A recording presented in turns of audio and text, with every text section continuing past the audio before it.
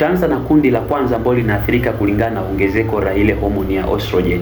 Kundi la kwanza ni mabinti ambao wafikia kwenye umri wa kubalehe, lakini kundi la pili ni wakina mama wajawazito. Sasa nakwambiaje, homoni ya estrogen inapokuwa imezalishwa kwa wingi kwenye mwili, inakwenda kuongeza mzunguko wa damu kwenye fizi. Kwa hiyo fizi zile zinavimba au zinanenepa. Inakuwa rahisi sana kuhifadhi vyakula wakati unakula. Inapelekea maambukizi kwenye fizi zako, na hivyo utajikuta fizi zako zinavimba, zinakuwa nyekundu, zinatoa damu, lakini vile vile unapata maumivu. Endapo ukiona mambo kama haya, usiyafumbie macho. Cha kufanya, jitahidi kupiga mswaki wako vizuri kila siku, asubuhi na jioni. Ukiona kwamba upati ahueni kulingana na unavyojitahidi kusafisha kinywa chako, sasa muone daktari wa kinywa na meno, atakusaidia ili uweze kuondokana na hiyo hali.